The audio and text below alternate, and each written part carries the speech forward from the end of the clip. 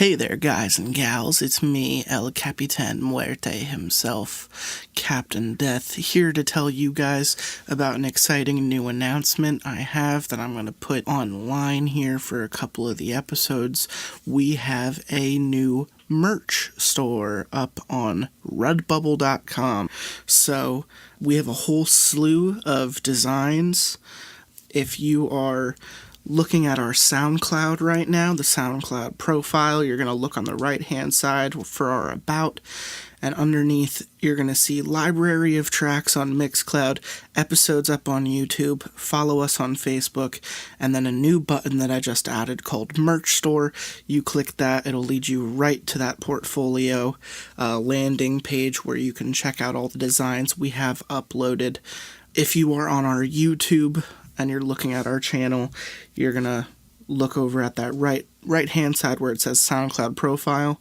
The farthest on the right button is a Redbubble button, and it says Merch Store. If you hover over it, you could get there that way.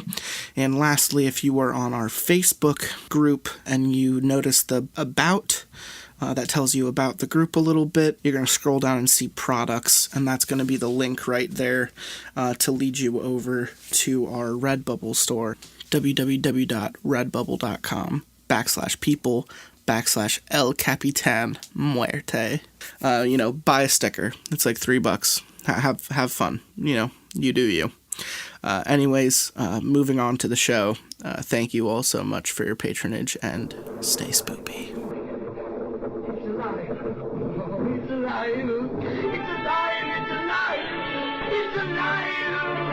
Scary skeletons and shivers down your spine. Shrieking skulls will shock your soul, seal your doom tonight. Spooky, scary skeletons speak with such a screech. You'll shake and shudder in surprise when you hear these zombies shriek. We're so sorry, skeletons. I'm gonna start with this. There's a way to start. People always say Sagittarius is loud. Man, fuck that stereotype. It's kind of cool. I gotta be honest, man. Auntie Whispers, my little bubbler here, it's one of the smoothest hits I could recommend, my friend.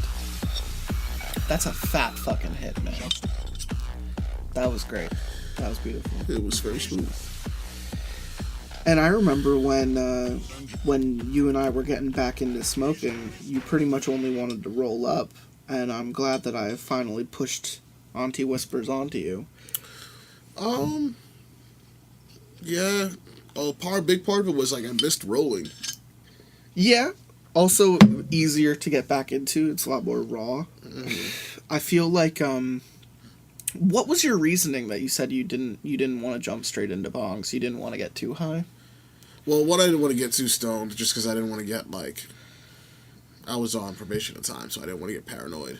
Absolutely. And I want to feel like, oh man, even though I just got drug tested literally this morning, and I don't get it for a month, I'm going to get it again tomorrow for no reason, and I didn't want to feel all fucking paranoid. And I knew I could, hit a joint 2-3 times and be like, okay, I know. This is cool. Yeah, I'm This is fine. a good area for me to be. You could take a huge rip and not realize how high you're about to get. I also, if I'm being completely honest, I also like a high off of a J more. I like when you only have that little filter and it's all just burning at your fingertips. Mm-hmm. It's a completely different high than when you filter it doubly through water into a vapor and then you smoke it up through a bubbler.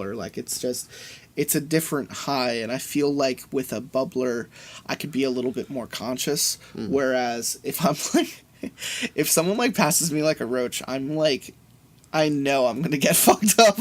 Yeah. Part of me knows that's a fatty. That's why they call it that, man. Yeah.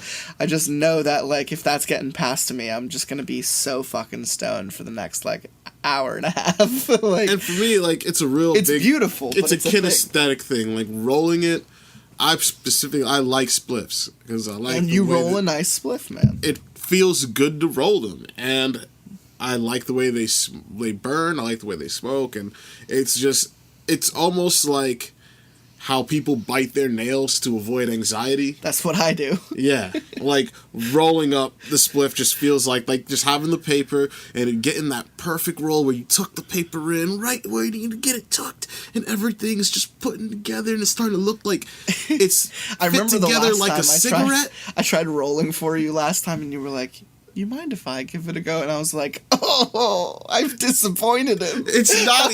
I mean, it's not so much like you. I was disappointed in you. I just felt like I could do this better and have fun. You literally wanted to be the one to do it, though. Yeah. You're like, "No, let me do it." Yeah. Like, it's like you could. No offense, I love you. yeah, man. You could do it poorly and have a bad time, or I can do a great job and have a good time. Let me defend myself a little bit and say that I've never rolled a joint that hadn't done its job. True. Yeah. I think the only difference between you and I is I go for long and tight. Mm-hmm. And you go for, naturally you mix a little bit of tobacco in there, you pack that in, it's a little bit more loose, but then you shake it, you get your worth out of it, but at the end of the day, it is still a spliff, and you're going for smoothness, you're going for all atmosphere, like, you're going for the scientific qualities. Whereas I just literally throw it in there and try to get it as tight as fucking possible, and then I smoke it immediately. Which is always a great method. I find that when I do that, I end up spilling some, or I end up having to be careful to not spill some, and absolutely. then it kind of messes up how I'm doing things. So you use the tobacco as like a cushion. I watch how you roll, man. Yeah. Like, it makes sense. Yeah, there's a science to it. There's a quality to it. Then you could be like, all right, if a little bit spills out, it's literally fine. I can push that bit back in somewhere else if it's a lot. But most of the time, it's a negligible amount. Yeah. And then for that little trade over, you get a better product. And it's kind of like... You get a smoother product, yeah.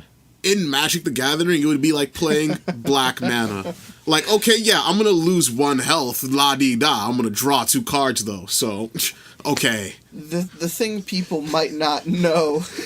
Since your last episode, you and I have hopped into not 1, but 2 like D&D based games together. Yeah. And the teams, I haven't brought it up yet on the show, so this is a fun time to bring it up. Yeah. On the fantasy night, the basic D&D 5e playthrough that we're doing, I am a halfling. Cryin Hawaiian, who I am introducing at this point now, 5 minutes into the episode. Your boy. To my left, he plays a gnome wizard. Yes. I am a halfling druid. My favorite things that I do with my character now are like lighting things on fire and using fire to affect things, because I serve both the goddess of the forest and the goddess of light. So I like to grow the dank, smoke it with my fire fingers. I recently learned Moonbeam and Flame Blade, both of which are fucking sick. Yeah. So yeah, and then Cryin Hawaiian over here is a gnome wizard.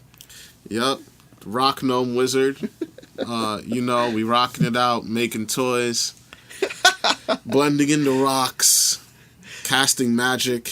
Hype yourself up, man. You are one of the strongest players of the group, and you use magic so fucking much like it is your second language, man. Well, it's the thing is like, all right, so I've got prestidigitation. I got a pretty good set of cantrips. Yeah, man. And it gets us out of a lot of issues where someone might be like, yeah, I'm just going to touch this thing. And I'm like, don't fucking touch it.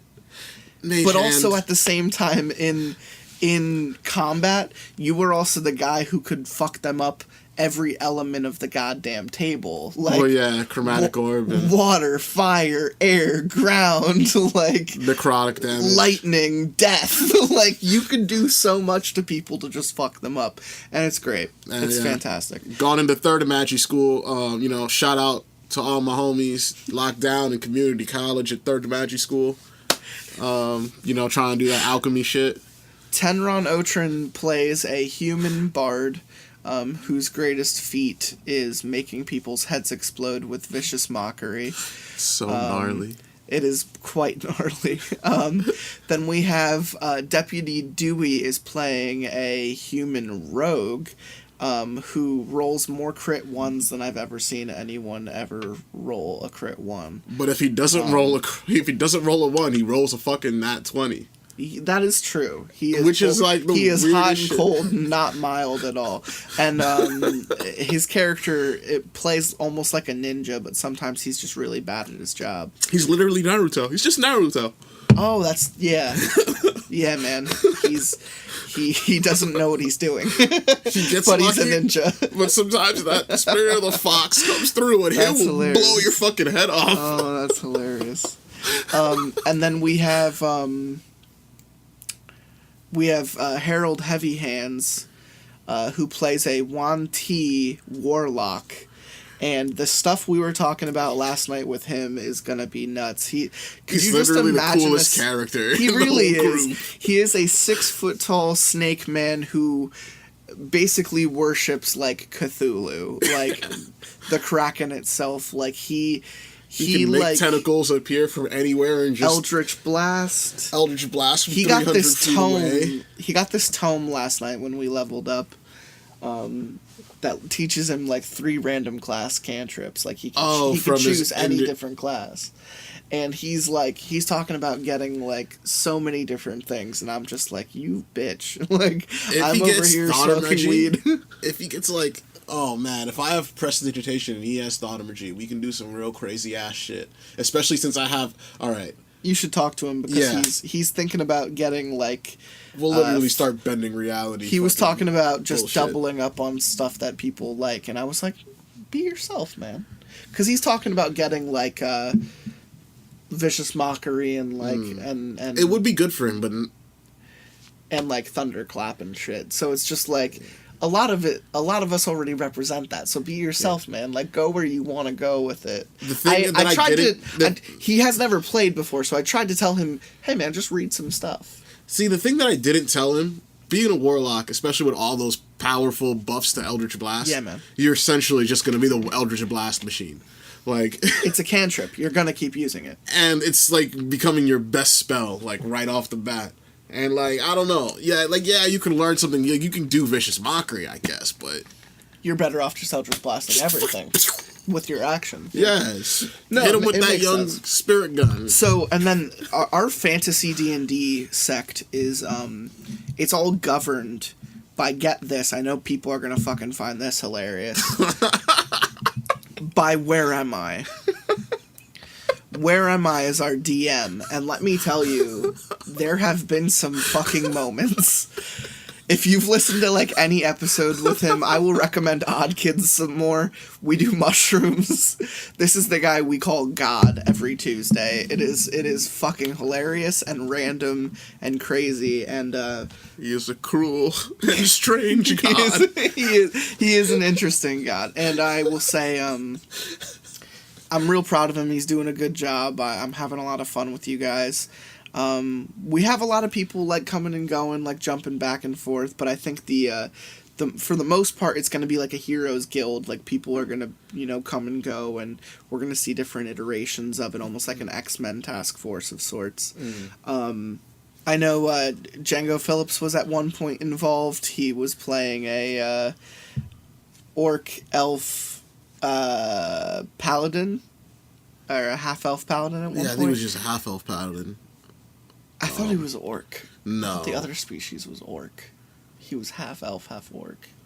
I don't think he was. Okay. I don't know if he specified that or No, it was his tragic backstory. It's human. Oh, he was grazed by orcs. Yes. Yeah. Yes, that's Yeah, what he- I didn't yeah. piece that. So, but he needed to get out for a couple weeks, so he jumped out of the hero's quest. But we're still growing. I know once you hop out, Franz McBoohoo is eager to jump in with some random mass shit that I don't know what he's Can't going to bring wait. to the table, but it's going to be some crazy shit. And I implore you, in your new, new lands, to hit up Tom Bongbadil, Yeah. because he will absolutely play with you. If you start a group, you I- guys are probably even in yeah. the same neighborhood where you're going. I think he said he's in one it's not near mine, but it's in the same little spot. Sure. But it would. But yeah, still, he's like, literally around. he's literally like top of my list for probably hunters or vampires. Oh, trying to do. And that brings us to the next night to talk about on Wednesdays. We do Bloodlines. Well, we're actually playing World of Darkness Hunters. Yes. We're I just calling it call it Bloodlines, and it's kind of what the name is stuck, and I kind of like it because it sounds sick. It does sound sick. And there's a lot of blood, and there might be some things involving like people's bloodlines. It's like supernatural. Essentially, we are hunters, and there are existent in our world, our current world, the supernatural elements. We got gods, demons, monsters, creatures of the night, fae shit, just tons of different stuff. Yeah, so it's the World of Darkness model. You've got your vampires, werewolves, mages. I think of stuff like Hellboy and like Blade a lot, where I'm just Blade is absolutely accurate. There are Dhampir. I'm just saying, Hellboy in the sense that there are like organizations, like there are underbellies, divisions, like these creatures have subsystems. Yeah. And that's all that I mean by that. I don't mean that there's a special agent task force consistent of monsters. But there's like a secret world beneath ours. But there are things beyond the scope of humans, but it's not just one thing. Right. It's like anything. Because like the first Hellboy is about like fiend creatures and like Cthulhu, eldritch beings. Whereas the second one is quite literally about elves. So it's just like, Hellboy kind of hits all of the different, fantasies, both horror and fantasy. But that being said... it does also specifically focus on the horror aspect, which is kind of a pain in the ass to do sometimes, but it does make it kind of interesting, so... It makes it compelling. For me, I think the stakes are raised higher, because Cryin Hawaiian is the DM of our Bloodlines Hunter the Reckoning shit, and I think it being horror puts us all in the mindset that, like, really any corner we go, we see, any avenue we look down, it can possibly be the end of us. It could kill us. I constantly feel threatened. I constantly feel like I have to be on my wits. I have to, our last session was fucking nuts, man. I thought we were going to get our asses handed to us. And in that campaign, it is me, Django Phillips, and Where Am I playing the three hunters. So Where Am I is a character, not the DM of that one, and he plays a stubborn asshole. But he also plays like a human, like, brawler type with like secret powers yet to be unlocked. I play like an almost traumatic, supernatural-esque hunter. It's almost like what happened to Sam and Dean's like dad. Like if we were to do anything comparison-wise, it's like it's almost it's almost like what was the worst thing that could have happened to him? He loses both his wife and his children. Shit! I'm like an alternate reality Winchester daddy. Fuck! I didn't even think about it like that. Shit! Oh, totally. No, that's absolutely how I've been thinking about it. But I also named my character Ashley because I wanted to wink at Evil Dead, but I also named my last name a gun. Yeah. Because I wanted to Winchester. Right. Fuck! Do you understand what I'm doing now? Now I do. My character looks like Ash from Evil Dead, but his plot is supernatural. Holy shit! So that gives you room to fuck around with me now because you're the DM of my story. But yeah, like my character is called Ashley Springfield, and he's like, he has a damaged past, but he's just trying to like live his retail life, I imagine. And then the last character is Django Phillips, who is playing a priest, more specifically a knight of a certain, what are they called? The Knight of St. George? So he's from the Order of the Knight of St. George. Yeah. They use the Goetic Gospels to bind demons from the 72 books of Solomon, to kind of like specifically hunt mages, people who use magic, but they'll hunt anything. I mean, because right now we're hunting vampires. For the most part, his character has hunted like witches, the one or two odd magic user, not necessarily like high witch or anything. Someone who got caught, maybe someone who was like a fortune teller, some low level people. So he wasn't like hardcore starting out, and maybe he's like found a shovelhead or someone who was newly turned a vampire and didn't know how to hide themselves, and ended up getting killed within their first weeks of unlife. Unfortunately, that's how many vampires go out. And so he's had experience with neonates and like lesser than neonates, like shovelheads, like people who don't know anything. But he's never encountered actual kindred who plot and hide and understand the masquerade. Absolutely. If you're familiar with Vampires the Masquerade, this World of Darkness is the universe that Vampire the Masquerade is set in. Yeah. And so he's a character that is sort of like, if you've seen Deliver Us from Evil, the priest from that links up with Ralph Sarchi. That priest has probably dealt with the supernatural before. He's done an exorcism. He's like seen crazy shit. And this is just some more shit. But this is like the cutting your teeth type shit. Yeah. Like the veil is fully being pulled back now. Yeah. And I like that. So he's got the most experience, but is still pretty much a baby. Well, he has the most, I would say he has the most knowledge. Yeah, he can fill in the gaps that you guys cannot, yeah. Yeah, he has a lot of outlets, he has a lot of resources, he has a lot of, like, the physical books. Whereas I would say probably the most able to handle themselves is Where Am I's character. Oh, yeah. Who very specifically is good at defending himself and getting out of shitty combat situations. Yeah. My character is more of the story progression. I talk really well to everyone, so I kind of push the plot along. Definitely the face of the party, but you're also really great ranged combatant. My specialty is guns, so I'm quite literally like Ash never losing his hand and putting a chainsaw, but at the same time, Daddy Winchester. Yeah. So, a couple more feats, a couple more levels in melee, you're not going to be anyone to want to get in close combat with either. Oh no! Especially if you decide specifically with my new knife and the feat that came with it, like that's going to be a damage dealer. Like people aren't going to want to dance with you. And I'll be able to hold my own, but it's pretty specifically like we covered the Triforce. Like we have someone who knows the dark side and brings us knowledge on how we need to advance in certain situations. We have someone who can pretty much tank any situation. And then we have someone who can just kind of progress the story and like be the player's eyes and ears and mouth, like very literally figure out where things are going. Whereas the other two guys are more situational for what we encounter with where we're going. It's not self-important.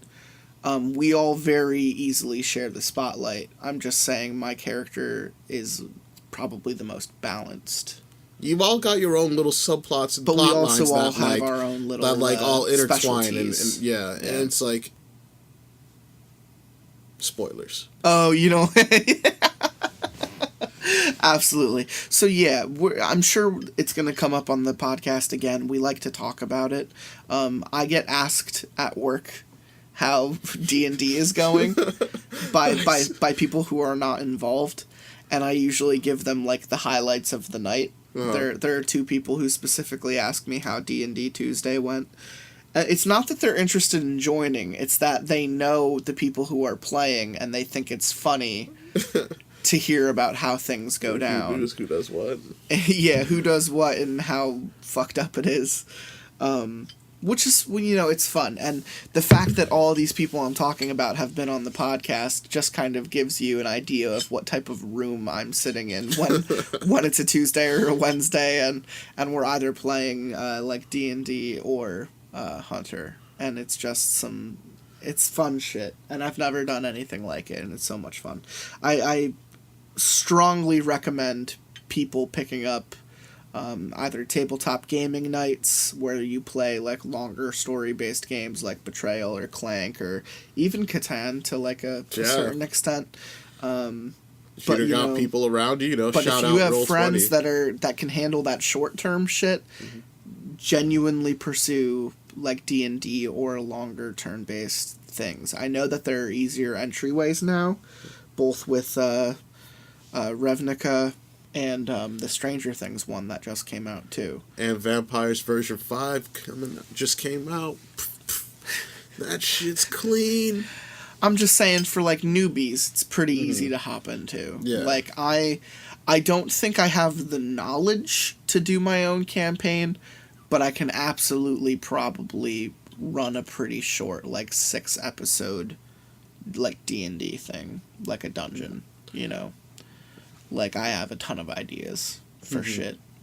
And I was just like, I'm brainstorming of writing shit and planning stuff out for a one-shot at some point. I wish I had done it sooner.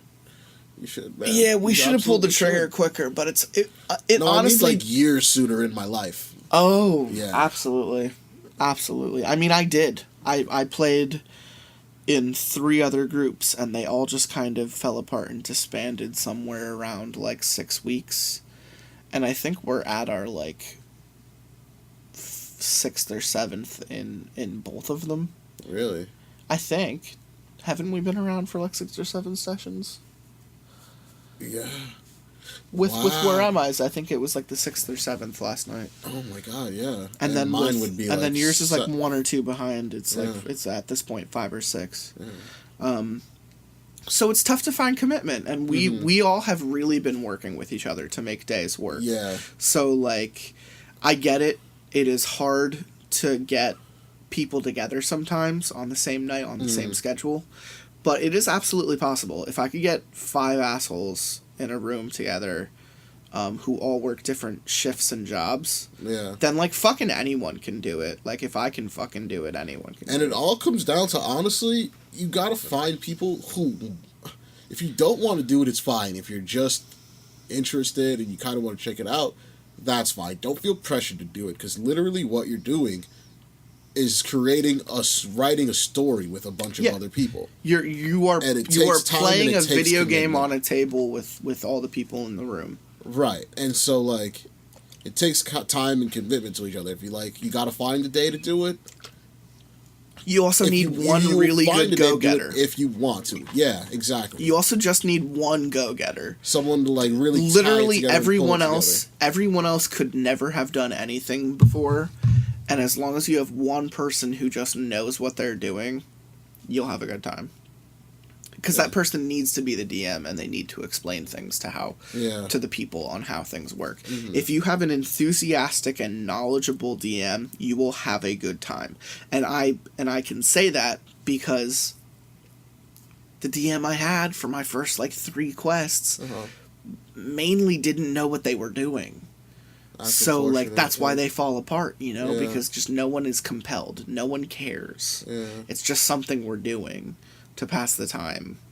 Whereas I am invested in both your story and Where Am I's story. Like, both Cryin Hawaiian and Where Am I are good storytellers, so their campaigns feel so much more compelling to be a part of. When you don't have a knowledgeable and skilled DM, the situation falls apart. They need to be the bond that holds everyone together. If the people are uninterested, there is only one person in the room to blame, and that's the DM. Absolutely. If the people are not having fun, there is only one person in the room to blame, and it's the DM.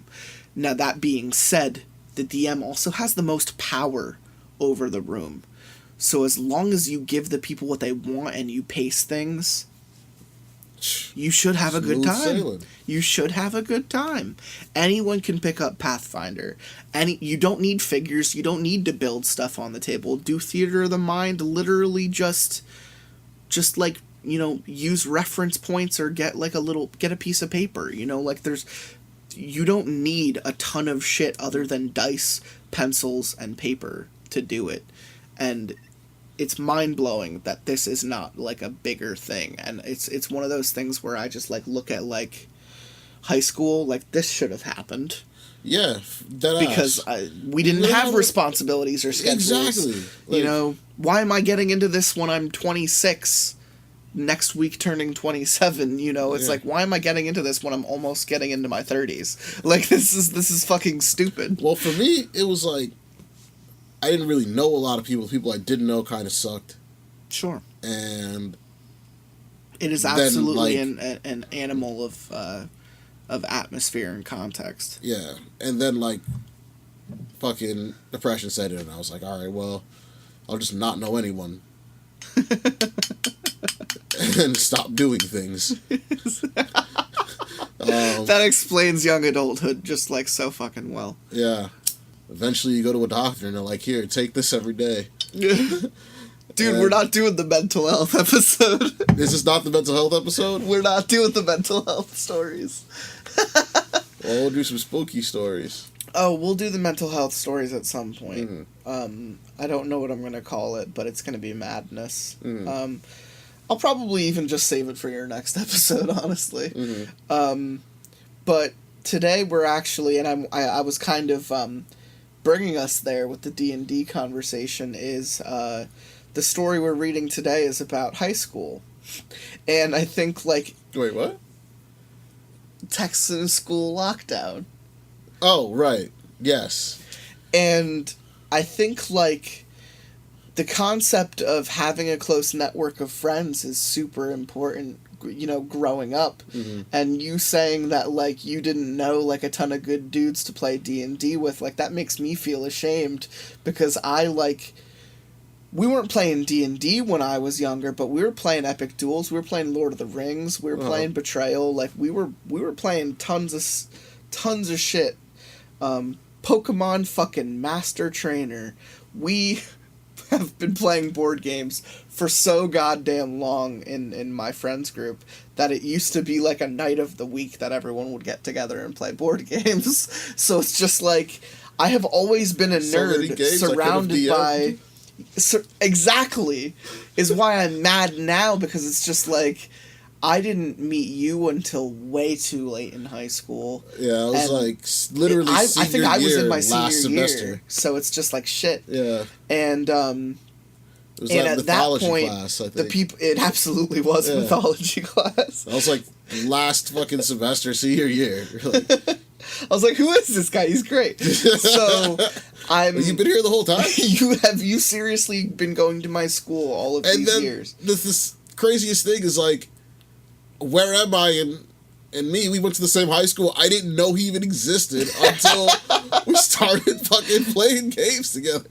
But we went to the same high school for 4 fucking years. You didn't even know that he went to school with us? No. Oh, dude, he moved... Still sometimes we're mad fucking high, and I'll ask him, like, yo, where'd you go to high school? He's like, oh fuck. That's fucking hilarious. Oh, that's so funny. There are only so many people I've introduced on the show who I didn't know when I was, like, a little kid. And I think, like, I mean, that's what makes the show more special to me, is that I've known a lot of these people since I was, like, maybe even single digits. And I think it's funny that, like, 20 fucking years later, we're bitching on a couch about spooky stories and smoking weed. I just think that's, like, I'm gonna be 50, I'm gonna look back on this, and I'm gonna be like, that was some funny-ass shit. I don't know why I sound like I'm 70 when I'm 50, but maybe the drugs would make sense.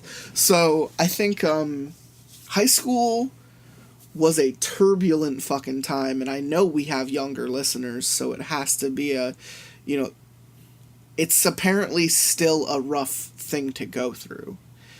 If not worse now than when I was in school. I was lucky. I would argue yes. It's worse now? I would argue it's worse now. I think the education system, security, overall management of schools has probably gone down, like way down in the last 10 years. I'm not no view into besides my brother, and I don't know, so I have no idea. I have a lot of younger siblings. I'm not, like, basing it off of them. I'm more basing it off of, like, what I hear. Like, people don't learn things the same way anymore. Like, math is being all changed. Curriculums are being expunged, you know. Art doesn't really have a representation anymore, and athleticism is being given, like, so much more of a free weight. A lot of after-school programs are being shut down. A lot of, school shootings. Well, yeah, those are fucking, we had bomb threats. Like, we had pussies. I remember that day. Now, I grew up when, what's the most popular school shooting? What was the hip thing back then? I think Columbine. That was the word I was That's such a for. weird that's something you can only say in this kind. Like, what was the school shooting, but what was the popular one back then? What was the one everyone was, like, scared? No, the Virginia Tech one. Virginia Tech happened when we were in high school, and that did freak a lot of fucking people out. The fact that there was confusion about which shooting was that? No, but says a whole lot. I was told a lot about Columbine as a kid. Yeah. And I think that started it, but now it's like every other month in the fucking paper. Like, people are just assholes now, and schools aren't being taught the same way, and kids aren't being taught the same way. There's too much weird shit in the media that's, like, fucking around with everyone's indexes of reality, and I think, like... A word? That's how I feel, yeah. Okay. Like, that's my political stance, is, like, shit's kind of fucked up now, and I wish things would be taught the way, you know, we learned them. Like, I just think it was more simple and it was easier to understand. And I think things were just a little bit more straightforward. So there's a lot of ambiguity now, and a lot of people who are putting the wrong answers forward and not listening to what people have to say. Yeah. And I think the educational system is, like, one of the most important things in our fucking country, and we do not give it as much attention as we do, like, media or sports or acting, or even the entertainment industry, like, which I would love to be a part of, like, and I am a part of with this podcast. Like, there are people who do podcasts for a living that get paid more than teachers do. That's fucking stupid, because they are crafting the world of our future, and we are sitting on a couch smoking weed. Like, it's just one of those things where I'm just like, my school experience could have been better. I can fucking pinpoint the times when things were done wrong and should have been done better. Like the fact that our school didn't have a drama department, and, like, as soon as I left, it pretty much dissolved. It was something, like, me and a bunch of people worked to get instituted over the course of, like, 4 years, and we finally got it started, and now it's, like, already dead in the water. Same with Video Club, like, AV. And didn't you guys win prizes and shit? And we got money, man. We got paid. We were successful. Yeah. And that's why I'm pissed. And they, like, let that shit crumble. They let that shit die. And they pushed a new AstroTurf onto their fucking stadium. You know, like, that's what I'm saying. So, there are just things that were more valued back then that I think kids were more susceptible to, and I think it makes the learning experience better. Well, I think the difference between now and then, one big thing is social media. Like, a lot of creative kids, and social media will instead go there. It will fuck you instead of, like, collectivizing to do something in their school. But that's, like, almost. I mean, you've had a lot of people make it a lot further that way than they've had. I don't know. You just reminded me of one of the most heartbreaking tidbits I just heard the other day. There are more kids who put down they want to be a YouTube star on their what do you want to be when you grow up than astronaut. I mean, think about what it takes to be an astronaut. I know, but think about how fucking monumental and important a job like that is. Yeah, but to someone, like, I don't know. First of all, you have to go to the military. Striving for your dreams, for your success. It's another just for doing something dream, that is beyond humanity. And then there's a guy who wants to sit on YouTube and talk about video games. literally being an astronaut isn't for everyone. Like, no, and especially not for me. And especially not for many people who want to be YouTube stars. I'm just saying that. So I kind of feel like they're asking the wrong demographic. I'm just saying, when we grew up, kids wanted to be like big things. They wanted to be not just culturally important. Now there's like a stigmatism where if you're not culturally important, you're not important in general. I don't think. I just think that's an unfair question to ask kids, because some kids. Of course, it's an unfair question. It doesn't make any fucking sense. Yeah. That's not what I'm arguing. I'm arguing professions. I'm arguing. But there are a lot of kids with a lot of bigger dreams, and there's some kids with dreams that they understand from watching their parents struggle through the recession are much more attainable than going into space. I mean, there's some kids who know that they're fucking bad at math and know that they have asthma and know that they have glasses and can't get into the Air Force and therefore won't ever get into that fucking astronaut. Believe me, man. Yeah, so I mean, it's like... My answer on that sheet has always been actor. Same for me. I have literally always... At first, I actually think it was a comedian or an animator. Uh-huh. It was always shit that had to deal with the entertainment industry. Mm-hmm. I'm not being a pariah right now. I'm just saying the world has changed. But see, yours wanted to be an actor, right? Correct. We also didn't, like... What influenced us to want to be in the entertainment industry wasn't the way media is now. What influenced us were movies. Correct. Television shows and funny people, funny comedians, funny stand-up comedians. Yes. What influences younger generations now are hilarious YouTube stars who don't have to, like... These people you can just find on the internet. They're not someone you have to go see at a comedy club, or maybe they might get voted somewhere. And for that, I say there's a difference of value, which is making things trashier. I think it brings it... It does bring it down more, so there are more mediocre people, but it also does, I feel like, make people feel like, all right, it gives people I can at least platform. Not only does it give people a platform, but it makes them feel like I can aspire to do something like that. Like, I could see myself doing that. Honestly, I was thinking about that Casey the other day. Frey and, like, some other people who are, like, TikTok, like, people and shit like that, and Vine stars and shit like that, and there's nothing, like, it's like it's, like, literally hit or miss. It really is. And it seems way more hit or miss. I guess they never miss, huh? Okay! Right! Like, you just... I know, that was the joke, though. Yeah, but I wanted to say, like... I wanted to agree with you. I wanted to say just now, like, holy shit, if Markiplier were in a movie, I would see the shit out of that movie. You know? Like, if he was... Like, he has the chops of what it takes to be, like, a good actor. And I don't know who that is, to be honest. He's a video game Let's Player, but he's both funny, attractive, and kind. Mm-hmm. And those are, like... I'm looking at a picture of Captain America right now, and that's like Chris Evans in my mind. So it's like, absolutely. Do you ever sometimes think about all the trauma Chris Evans had to go through? Absolutely. This dude had to wear fucking Cool Whip on his butt and his crotch. He had to put a banana on his butt cheeks and then walk out like waddle out. Definitely objectified. They were like, and then on the opposite side of the spectrum, you have but we're gonna Keanu also make Reeves, you the most wholesome superhero. His life has been so fucking sad, but he is still such a kind, nice, and fun person. So it's just like, you know, it's wild about. I'm just saying the world, man. Yeah. And I think what makes this I think story things have always been bad. I agree.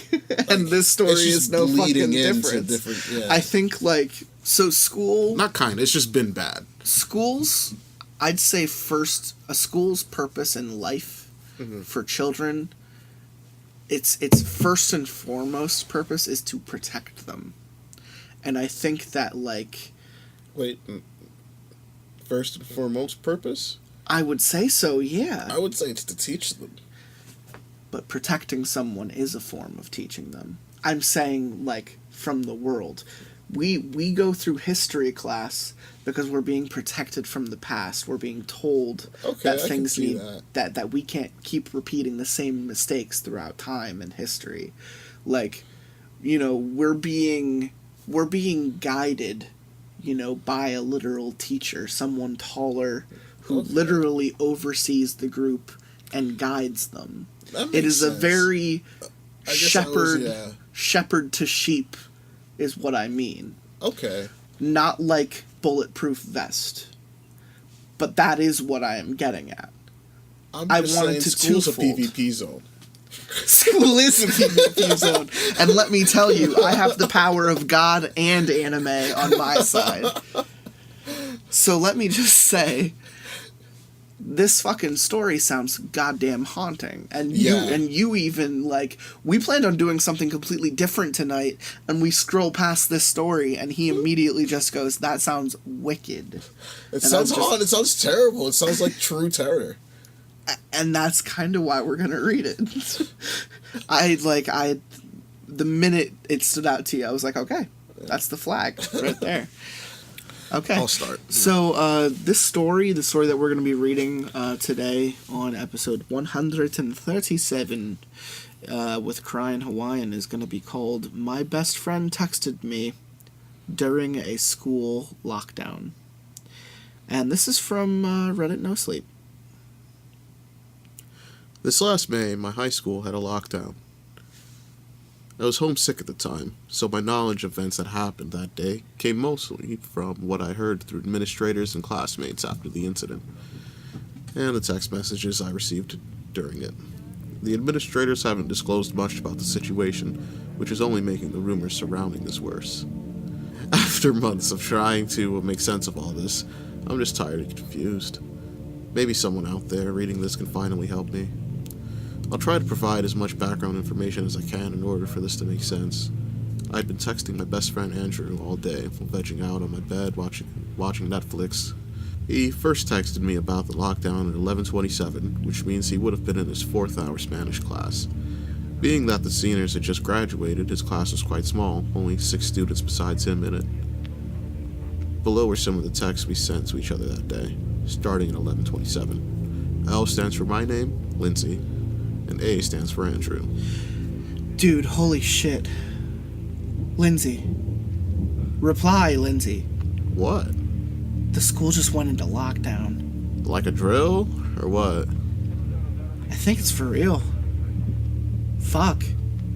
The PA came on during class and said, students and administrators, please go into level 3 lockdown procedure. This is not a drill. Like, everyone is in the corner. Wait, level 3? Doesn't that mean someone's in the building? Shit, man, I'm shaking now. School better not be fucking with you all. It's so quiet now. There isn't a sound in the entire building. This doesn't seem like they're faking us out. I just told my mom. She hasn't heard anything about it yet. Wait. I can hear someone walking down the hallway. That's probably the office people coming to let us out. What if it isn't? Seriously, stop, Lindsay. You asshole. Sorry. You probably have nothing to worry about though, man. I can hear them going down the hallway, turning all the door handles. Yeah, that's what they do during a drill. Just make sure the teachers locked all of them. They are talking. Yeah, then it's definitely the administrators. No. It doesn't make any sense. It's all gibberish. I don't even think it's English. What the hell? Drew, you guys okay? Your door is locked and the lights are off, right? Have they gone into any other classrooms? Andrew? Question mark, question drawing. Hello? My mom isn't answering me. Someone next to me is crying. He's outside my classroom. Don't make a sound, okay? Andrew? Did he leave? Hello? Andrew? All caps. Andrew, hello! All caps are off. Please text me back. Andrew. Question mark. Important. He never responded. From what I've been told, the school eventually came out of lockdown mode. When they went around to each classroom to check in, Andrew's classroom door was still locked. They called out to the people inside and received no response back. The firefighters eventually knocked the door down. When they got in, there was nobody inside. The whole classroom was empty. A officials have offered no explanation as to where they are or what happened.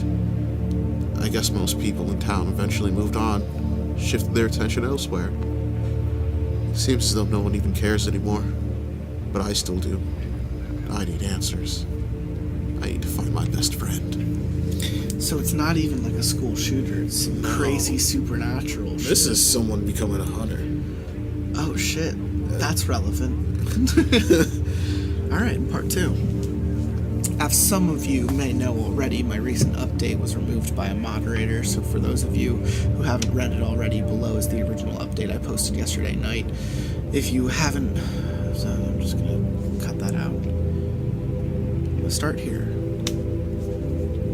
Before I begin my update, I would like to thank everyone here on No Sleep. You've all been so helpful. Some of you asked where I live or what high school this happened at. I live in Michigan, but I decided not to share my specific location for privacy reasons, being a high school age girl. Teehee. I hope you all can understand. For the first time in a while, I feel as though there may be a chance to find them. Nobody here really seems to care anymore. Most people I speak to about it, like it's some kind of trending hashtag that died months ago. Yeah, it's really sad what happened to those kids. My prayers are with their families. No one is asking questions, not even the parents. It seems as though everyone just kind of accepted that they're gone and they're not coming back. I went to Andrew's house for the first time since he disappeared. Although it seems unlikely, I figured looking through his bedroom might give me some sign as to what happened. And when I arrived, his mother opened the door. She looked so tired. I spoke with her for a little while, but she seemed too out of it to be of any assistance. I felt terrible for her. I can't imagine what she must be going through right now. After Andrew's father passed away, Andrew was all she had left, and seeing her only reinforced how much I needed to find him. After some polite conversation, I asked her if it would be all right to stay up in his room for a minute. I was gonna say, and then in the impolite conversation, I told her to take a fucking shower because she smells like death.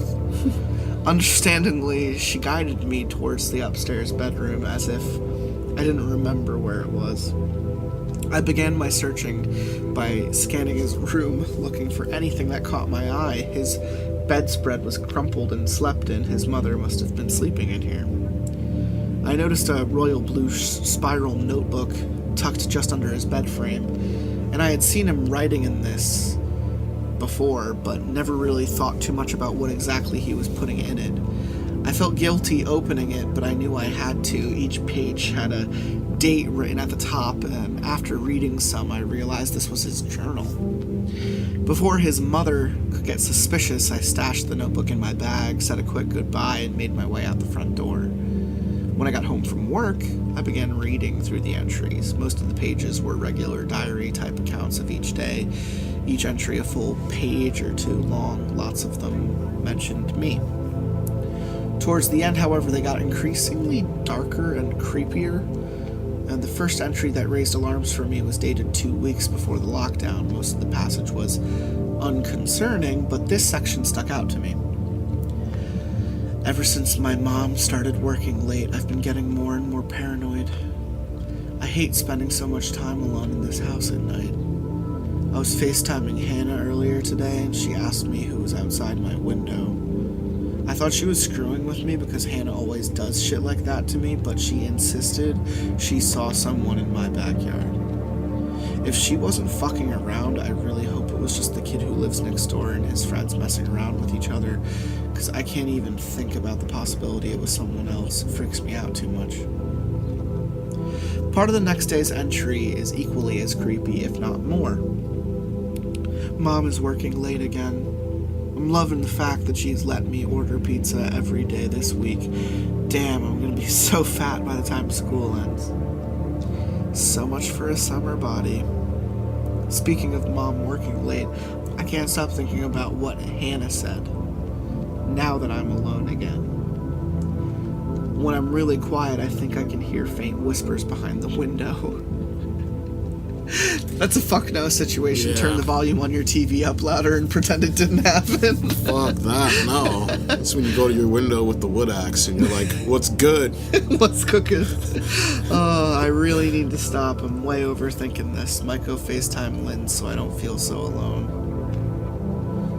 I wish I had more to update you guys on, but my summer job is eating away all my free time. This journal is quite long, and it's taken me hours of reading to get where I am now. Tomorrow I'll try to read the rest of the journal and transcribe anything of importance in my next update. After being suggested to me that I should look into the history of the school, I've planned to start researching it tomorrow at my local library. The building is quite old, so this may be promising. Again, thank you all so much for your help and support. Curiouser and curiouser. Today's update. I apologize to all of you who have become invested in this story, but I wasn't able to look through the journal or research the school's history as promised. A lot has happened in the last few hours. I uploaded this story here on no sleep because I was hoping for some degree of anonymity. Looking back, including my first name and state probably wasn't a good idea, but I never thought it would escalate to this point. But I guess it's too late now. Earlier this afternoon, I just got home after being dropped off by a coworker. Both of the parents were at work, so I grabbed a quick lunch to eat before heading to the library. Before I could finish, I heard someone opening my garage door. At first, I just assumed it was my mom or my dad stopping by during their lunch hour, but then I heard a male voice I didn't recognize. At first, I just froze. Every possible scenario and every explanation came to mind, but none of them were plausible. Maybe it was a painter, as my mom is currently renovating parts of our house. But that didn't explain why they were here when my parents weren't, or how they got in. Heavy footsteps sounded out from the main living room. Before I even knew what I was doing, I turned off my light and hid in the cupboard under the bathroom sink. Although I am a small girl, teehee, I'm honestly still surprised I managed to shove myself in there. It just seemed like the safest place to hide at the time. The rest seemed to go by in a slow, surreal blur. I heard the footsteps make their way through my parents' bedroom and then mine. The footsteps seemed only a few yards away from me. I heard the intruder open my closet door and go through all the drawers, pulling stuff out. He then moved towards my wooden desk, making his way through each of the drawers. I heard him searching through every inch of my bedroom, praying that he wouldn't enter the bathroom. I could see through a crack in the cupboard. I saw him, standing next to my bed, tearing through my nightstand. He was wearing dark wash jeans and a dark blue, almost black, hoodie pulled over his head. Maybe I breathed too loud or something, but the man snapped his head towards the bathroom and towards me.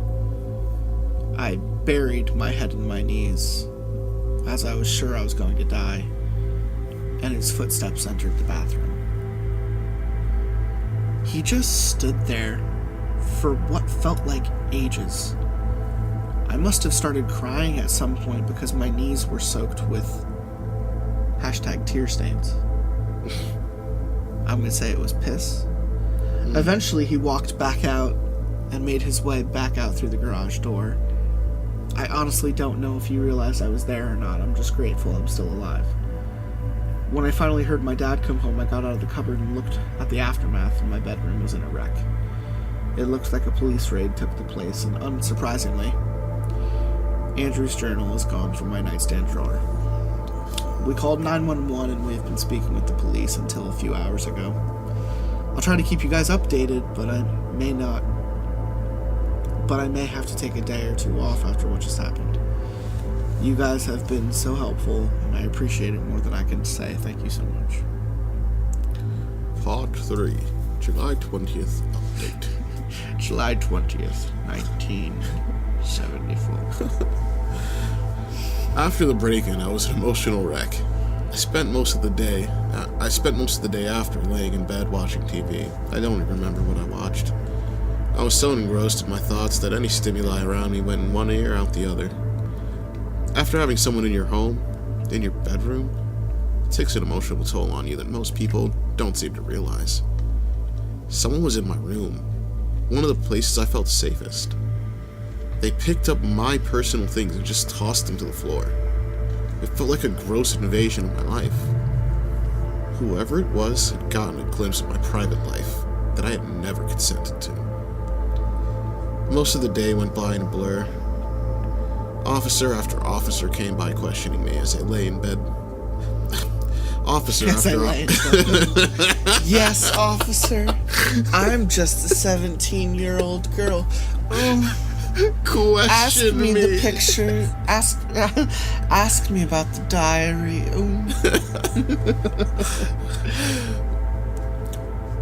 My day went by in a blur, officer after officer questioning me.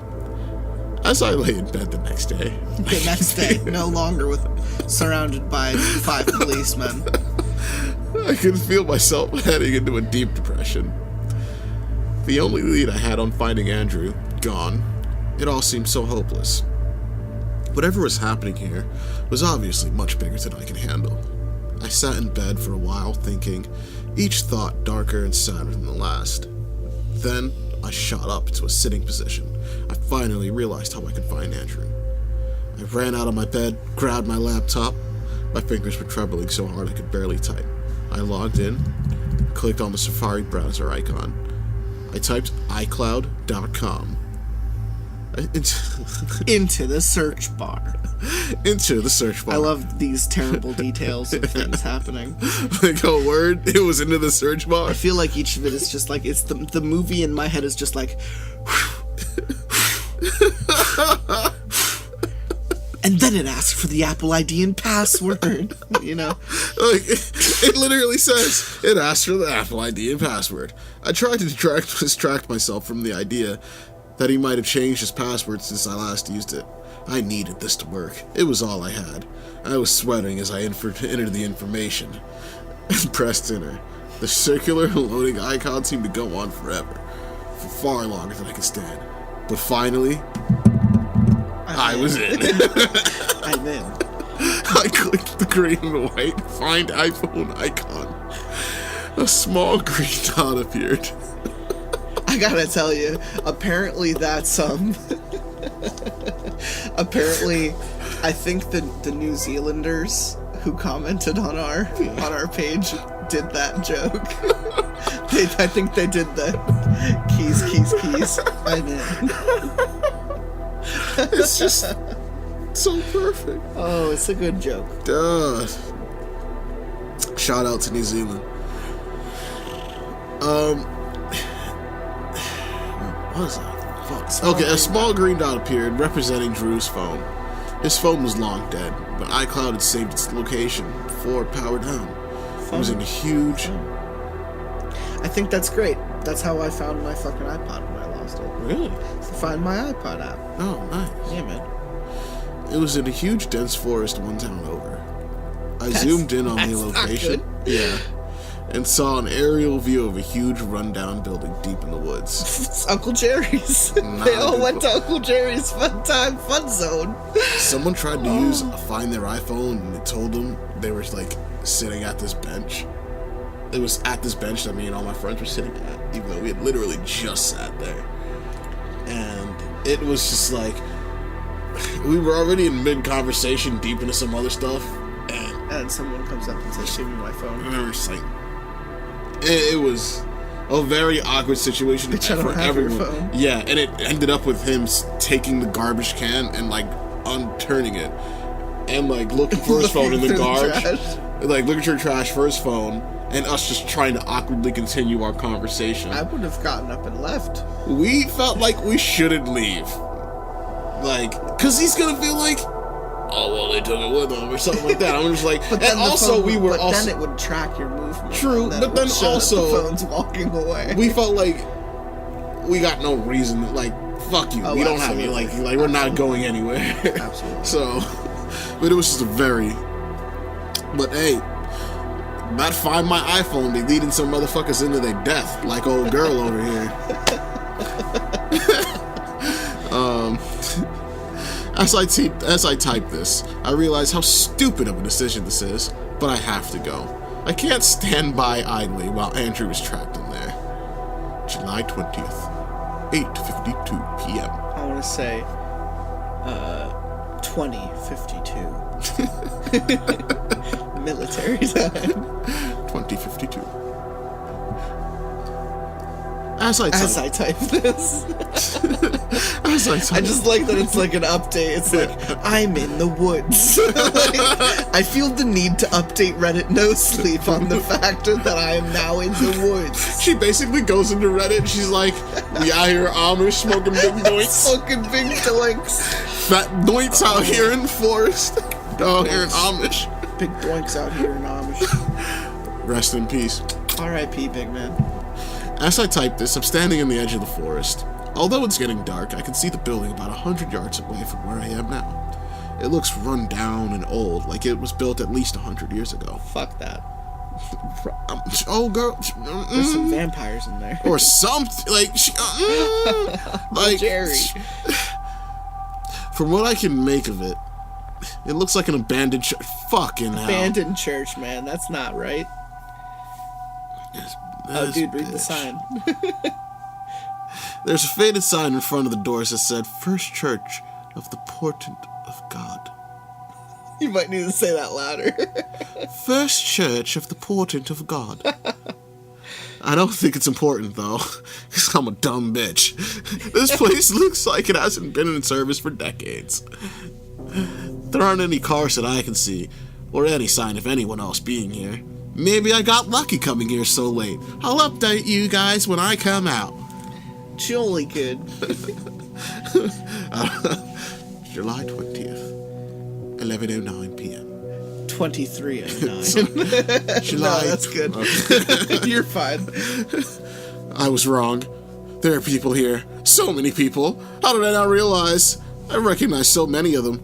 Why did I have to move to this town? They found me before I even got in the building. I don't know what they're doing here. I'm typing this all right now. Or why they have those kids. They closed me in an office of some kind. God, this place is so huge. I don't think I can find my way out of here. I saw the teacher. I saw Drew's mom. She didn't help me. She just watched. Like the others. What kind of church is this? They have yet to take away my phone. I don't think they even care. July 25th. No time. Before I complete my final post, I would like to apologize for how long it's taken me to post an update for you guys. So many wonderful things have happened these past few days, and you deserve to know about them. I finally got the answers I've been searching for. I finally understand everything. I spent the last few days here at the compound, that's what they call it. The churches. It's truly beautiful. I don't understand why I was so scared before. I honestly wish I was inducted earlier. I now understand why the children had to go. It was a necessary and honorable sacrifice on their part, and we commend them for it. They said I can leave if I want to, but I don't think I want to anymore. God bless. Turned over to the light of Jeebus real quick. Yeah. Conditioning? What do they call it? Radical conditioning? Or, Stockholm Syndrome? Radical conditioning. I think that's what yeah. I mean like mind control. Yeah. You mean like trauma. Yeah. It's probably a little bit of both. It is probably kind of a little bit of traumatizing both. to see. Yeah. Maybe she figured it was the only way out, but that also gave like fuel to the fire. Yeah. You know, go with the flow or go with the flow and then see them get put in the ground. Yeah. She had a low willpower stat. This is her constitution was low. This is gonna be the last part, the final part of the text school lockdown. I'm writing this right now. Girl. I feel like I have to say that because the quality just is not good. It wavered. I'm a sucker for a cult. Literally just the way it's... No, I don't mind the story. I'm saying the way it's being written. It's always been a rambling, it's like, I am typing this right now, and this is the story, and I pressed enter, and this is the post button. It is like the text equivalent of the quick cam movement. The handy cam that just kind of shakes. Yeah.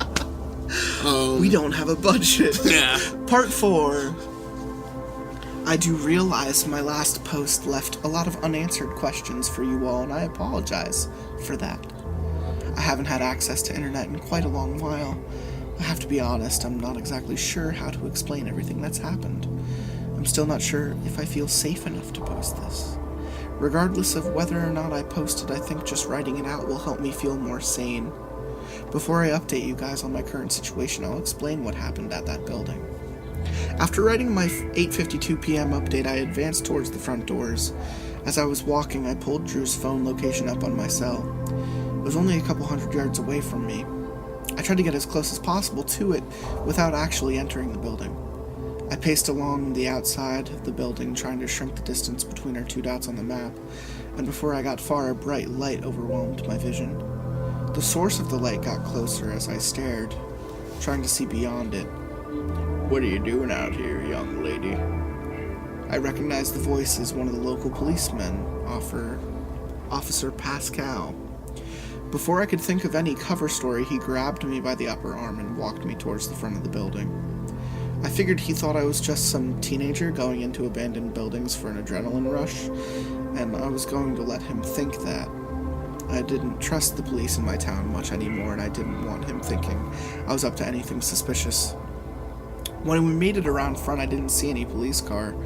Confused, I looked up at him, and he looked back. He tightened his grip. Instead of walking towards the dirt driveway, he shoved me towards the front door. After entering the doorway, I was taken aback. Despite the rotting, disheveled outside, the inside, albeit old, was in perfect working condition. The officer turned on the lights and started walking me down a long hallway. Above each doorway was an ornate silver and wood crucifix. From what I could tell, I was in the back offices of the church. We approached an open doorway. When I passed by, I peered inside, and in the center of the room there was a long wooden table. Seated around the table were maybe 50 adults, most of them I recognized. I saw a lot of parents, including Drew's mom. My legs went weak, and Pascal yanked me up and away from the door. He brought me into a room near the end of the hall. It was bare, almost an empty office with paperwork strewn across the surface of his desk. He walked out of the room, locking the door from the outside. They kept me locked in there for hours, and that's when I wrote my 11:09 p.m. update. While I was locked in there, I read through the paperwork. Most of it was unimportant or made no sense to me in the slightest. There were tons of printed pages filled with Bible quotes highlighted and underlined. Most of them looked old, like they were printed with a typewriter. I found a stack of old paper advertisements from the 60s. From what I remember, it said something like this on each of them. "Come hear the word of God. Listen to Pastor Evans at the First Church of the Portent of God. God has spoken. Will you listen? Open your eyes to his prophecy. Sunday, March 20th, 1966. A little after 2 a.m., Pascal opened the office door. He walked towards me, treading over all the files and paperwork I'd laid out. He once again grabbed my arm and led me out of the room. Standing in a hall near the doorway were 3 other men. I recognized one of them as a local town official. Pascal pulled me further down the hallway, the other men walking in tow. He led me around the corner, and at first I just screamed at them. I insisted to know what was happening, what they were going to do to me, but my yelling was easily ignored. One of them even cracked a smile. Then I started begging. I told them I would pay them, that I wouldn't tell anyone, that I'm sorry for giving them trouble. Again, my words fell on deaf ears. Pascal stopped in front of a nondescript wooden door, the only thing that, the only thing that made it stand out from the surrounding doorways was the unsettling lack of a crucifix above the doorframe. One of the men opened the door and held it open. Pascal tried to bring me towards it, but I lost all motor skills when I looked into the room. Most of the room was unlit darkness, but the hallway lighting displayed a wooden staircase leading down to a dirt floor. It smelled like human waste and dirt. In my shock, I had failed to acknowledge Pascal's multiple attempts at prodding me down the first step. He said under his breath, "Whatever," and pushed me down the stairs. Oh, shit. My chin and hands slammed against the steps below me. I skidded down, desperately trying to find something to stop myself before I came to a stop at the dirt floor. I could taste blood in my mouth. I raised my hand to see complete darkness. The door was closed. Instinctively, I reached for my phone to use as a light, but came up empty. Pascal must have taken it, or I dropped it during my struggle outside the building. I crawled backwards until I hit a wall. I reached my hands out on the floor to feel my surroundings. My left hand caught on something cold and thin, and I felt around it, trying to identify what it was. It then pulled out from under my hands, and I realized that it was a hand. In all my life, I don't think I've screamed harder than I did in that moment. But I was quickly shushed by a desperate, scared voice whispering, "What the hell are you doing?" I froze. The voice sounded young, like she was my age. "Who is this? Who are you?" I asked. She identified herself as Carmen. She was in my grade and was one of the kids taken from the classroom. We shared what information we had about the situation with each other, and she explained to me that after the school went into lockdown, the class hid. After a long while, she heard people walking down the halls. She heard them check each door, see if they were locked, then came to her door.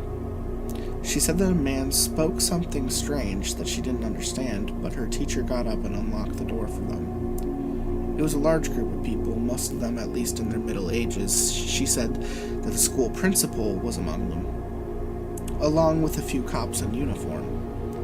They told the students that they were evacuating the building. They followed along with the adults as they were walked out the rear entrance of the school. She knew something was off when they just stopped outside the doors. She thought they should be trying to make as much possible distance between them and the school.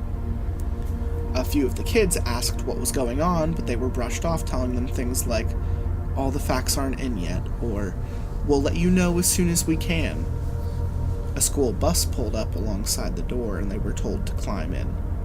They were told they would be getting dropped off at their homes. Though after a long while, they were still driving and none of the students had been taken home. She said it was weird. The bus ride was almost silent. Most of them were worried that something had indeed gone down in the school, and that some of the students might have been hurt or killed. They pulled up to the old church, and they were ordered out. Almost all of the students were making an uproar by now when one of the kids refused to get off. A police officer raised his gun to him and told him to exit the vehicle, now. When they were inside the building, they were quickly separated. She was shoved into the basement like I was. She said that once a day someone comes by and drops a plate of food at the top of the stairs. Every so often she can hear a classmate pass by her door being taken somewhere against their will. She couldn't tell me if she heard Andrew being taken anywhere or not. It makes me mad every time I think about it. How could I so blindly accept that they just disappeared? How could I not realize that something far more sinister was going on beneath the surface? After we stopped discussing our current situation, we settled into a sad and depressing silence. I could tell she had given up hope a long while ago. Soon after Carmen fell asleep, I did too. As distressed as I was down there, I was exhausted. I was prodded awake hours later. I squinted my eyes at the light coming up from the top of the stairs. I looked at Carmen next to me. This was the first time I'd seen her in the light, and she looked pale, sick, and dirty. I almost gasped audibly at the sight of her. You get up here." I looked back at the source of the light. Now that my eyes had adjusted, I saw Pascal and another man standing in the doorway. I looked back at Carmen and stood up.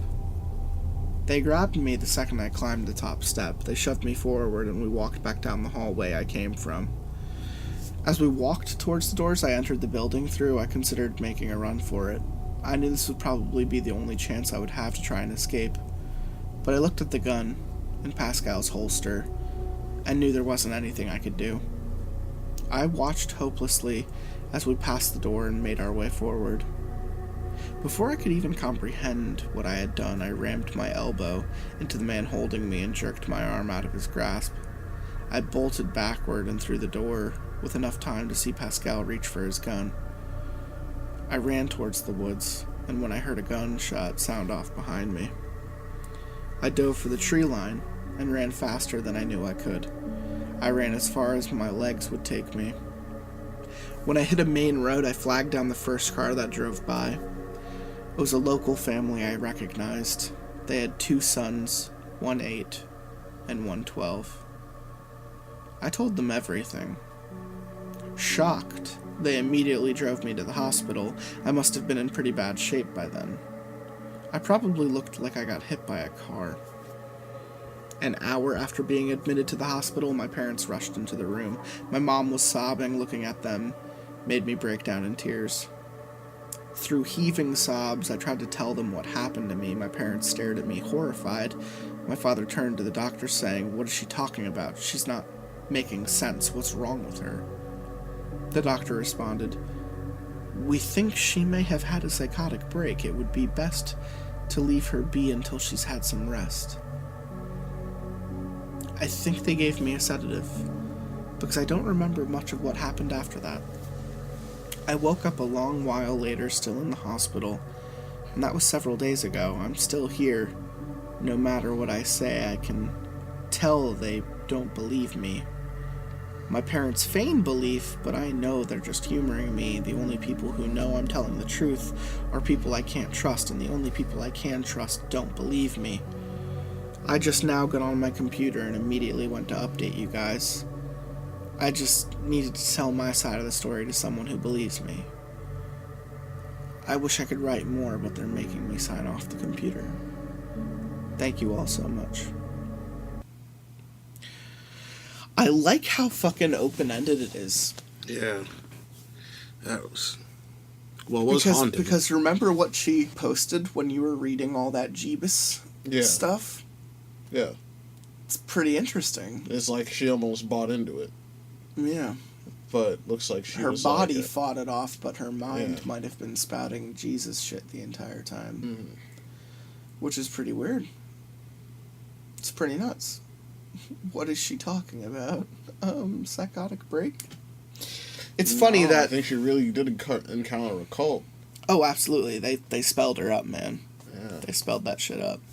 I think it's funny that we read this because it was almost like both of the things we were thinking of reading, like, combined into one. Yeah. A kind of slice of life story where someone just randomly talks about shit, but at the same time, it was like, yeah.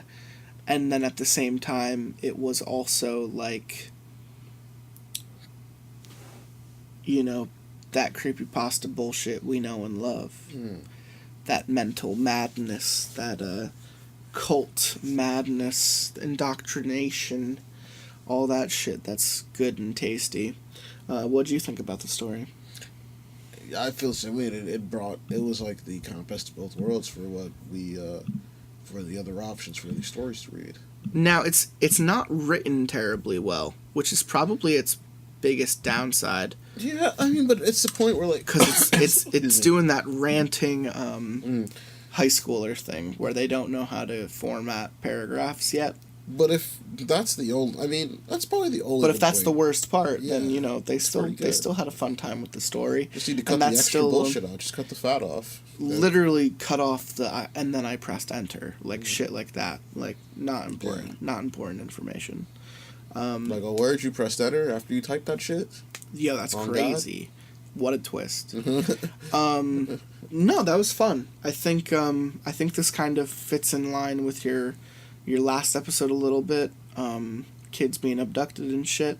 I also think it's very it's nice. It's almost like someone read Baraska and said, I can make just as compelling a story in, 20 pages instead of 50, 100.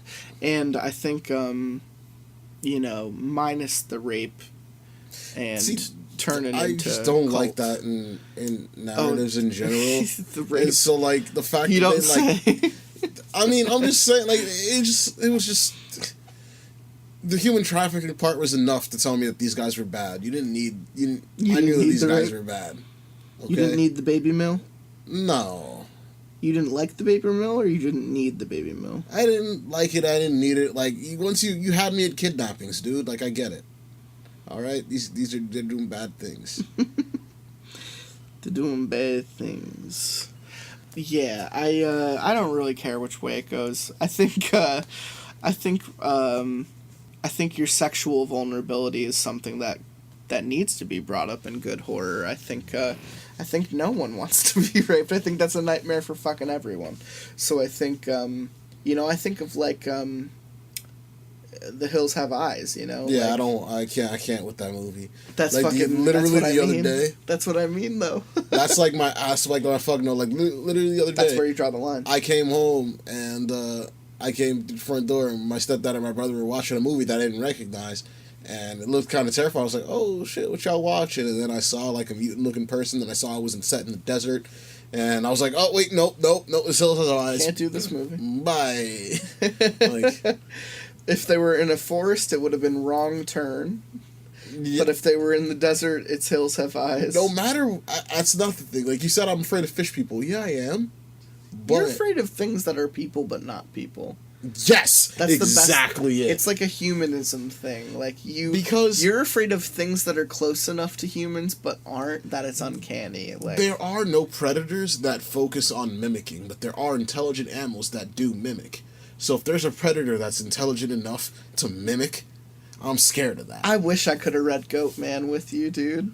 That would have been the story to read. You know? Have you ever heard Goat Man? No. You need to listen to Goat Man. I think Okay. it's episode 28. All right. Kids go up to a cabin in the woods, and my favorite moment, I like to explain it this way, is they brought 8 hot dogs, and at one point when they're cooking the hot dogs, they're like, all right, well, we got 8 people, so everyone gets a hot dog. They hand out all the hot dogs. One of the kids says, I didn't get one. That's when they realize there are 9 people in the room. No. Yeah, man. No. Story is fucking awesome. No. Yeah, man. It's good. Like that shit where... Oh, it's good, dude. like that short one where the guy's like telling his daughter goodnight.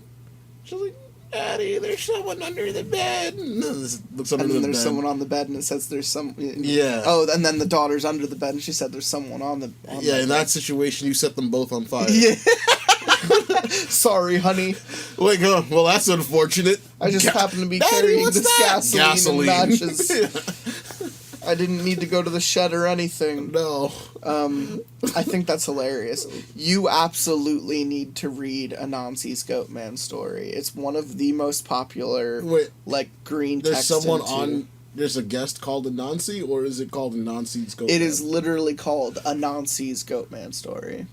Anansi's It literally starts another off- person I'm afraid of. Like another, like, Oh, folktale the enemy. mythical entity, Yeah. Anansi? Absolutely. Yeah, definitely afraid of that dude. The He's not African... nice. He's like the African Loki, you know? He's That's like, a good way of putting he's like it. the madness and chaos, but totally fuck you, you're gonna die kind of way. I feel like Trickster's just not...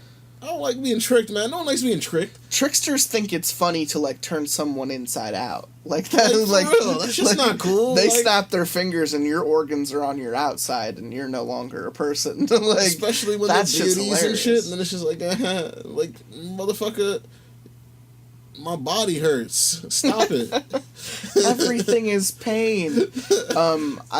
Yeah, man, you need to read the Goat Man story, or at least listen to episode 28, because Yeah. Gestalt and I have such a fucking time reading that story. Alright, I gotta fuck with that. Yeah, no, that's I don't like- that's a I good don't- one. that's oh, why and yesterday when we were- Odd Kids. Yeah, I Odd told you Kids about literally- Odd yeah, Kids. yeah. That did story did freaked you me the listen fuck to out. it or did you read Yeah, it? I think did you tell? I think I knew No, about it you before. knew it. Yeah. You knew it beforehand. That is Odd true. Kids is a fucking story Odd that creeps Kids me was out. good. There aren't many other things that are very. There was much another. like it. There was another story where like this chick was in the woods, and something started banging on the outhouse in front of her and was mimicking her voice, but not right. Right. And A lot I- of search and rescue stories do shit like Yeah, that. and I'm just like, fucking mimics. Dude. Like yesterday when we came across those chests that I thought were like, I was we like, all thought were "You mimics. I was the first one to be like, I'm not going anywhere near those fucking chests. Someone else could. I very quickly Yeah. said, guys, like, what do you call those things in Dark Souls where the chests aren't chests? Exactly. And you immediately said mimics, and I was like, this is that situation.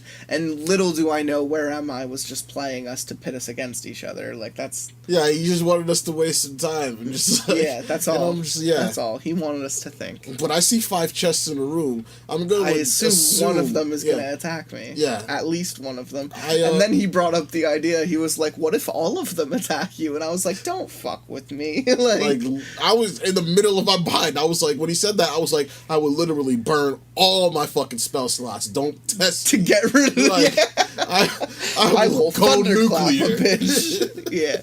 No, that absolutely would have happened. If Like, we were I able to can't handle some stand mimic, cultists, we could have taken some mimics. And you know, in the monster manual, mimics don't have to be chests. No. They can be spell books. Yeah. Fucking like it's literally ditto. That's why I don't fuck with it. Yeah. Like, chests are the most tempting because you of think, course. oh, gold, nice. I'm going to get something from this, and then it bites you. And if I were a DM, I would put a mimic like harp or like some kind of musical instrument if I had a bard in my crew. Dude, do the Because Super Mario 64 mimic the piano. mimic piano. Mimic piano. Mimic piano. Yeah. That shit was stuff was of nightmares. Fucking. You'd walk in Super there. Mario 64 you'd was see- generally scary in some levels. The mansion was absolutely fucking The terrifying. water level is still a big fucking trigger to my trauma Sure. to this day. That music is so serene, but then those eels, man. The eels and then the fucking deep, and you don't know where. Once it gets out of the hole, you don't know where that fucker is. No. It could be in any. It's any all around you. You know, you're just like, this camera takes mad fucking slow to go around because it's N64 controls. I just loved that you'd enter the room with the piano, and it was just silhouetted in moonlight. Yes. Alone in its own room. And there was like a box near it or something like that. And you literally had like one option, like get to the other side of the room or turn the fuck around and go back, because the minute you get near it, it's gonna fucking eat you. And that thing teeth. fucked me up, man. Yo, it's like 3 fucking health points each bite. And what's it funny would knock is- you down. What's funny is that game came after the movie Houseu, so easily that scene was inspired by Houseu, where a piano eats a girl. What? Yeah, man. I think it was 79 or 89. It's one of the 9s. Oh, shit. Japanese film that, I think it's 79 because I think it inspired The Evil Dead, which was filmed in like 84. Or like 82. Oh. It predated Evil Dead by like 3 years, but it was a Japanese horror film about kids going up to a witch's house on the top of a hill because they it's a relative of one of the girls, and all of them are like really cute and have their own quirks, and they're all very stereotypical. But the one is like a musical genius, and like she sits down earlier and plays the piano, but when the witch puts a spell on the piano, it literally eats her limbs. Shit. Yeah, man. But yeah, mimic You would like musical Houseu. instrument. I Houseu is gotta fun. check that out. Houseu is fun. It's Evil Dead with a bigger sense of humor. Ooh. The Japanese have a very odd sense of humor. At one point, a guy who is like yelling about bananas literally gets turned into like a man shaped with bananas. Wait, Because he's annoying. man made out of bananas? Yeah, like bushels of bananas, like That's multiple, terrifying. wearing like glasses. Oh, God. She just turns the guy into a bunch of bananas. That's illegal magic. It's hilarious, is what it is. She's like, you want to bitch about bananas? You're fucking bananas. The shit is bananas. B-A-N-A-N-A-S. Yeah. I think that's the wrap up. Yeah. Is there anything you wanted to say to these kind folks? Stay away from cults, you guys. Yeah, cults are not to be fucked with, and also stay away from schools. No. Read more books. Don't go to schools. Be homeschooled by your parents. You'll learn more and you'll be protected more, and you'll have all types of disorders and no communication skills at all whatsoever. No, what you gotta do, kids, is go find an old man with a long beard and tell him to teach you magic. And He might turn you into a yoke, though. He might, like, take you under his wing and jump onto a train with you and just use you for sexual pleasure. You'll learn some kind of magic. The magic of the trains. I'll teach you the train magic, boy. Yeah, stop doing that stuff and go to school and just ask people to teach you Are things. you literally contradicting me a minute after I just said fuck schools? Don't go to school. I just said just don't go to schools. When you said fuck schools, don't go to schools. Just, don't go to schools. Yes, just find random people on the street who look smart to you and ask them things. Teach me your ways. Yeah, just be like, hey man, how do I fucking do this? I just thought you were pulling a Harold Heavy Hands on me, which is like I say one thing and he has to say the opposite literally a sentence later. Yeah. Alright, so that was episode 137. I hope everyone fucking thought it was tasty, because that's lots of pasta. 2 to the 1, 1 to the 3. I like good pussy and I like good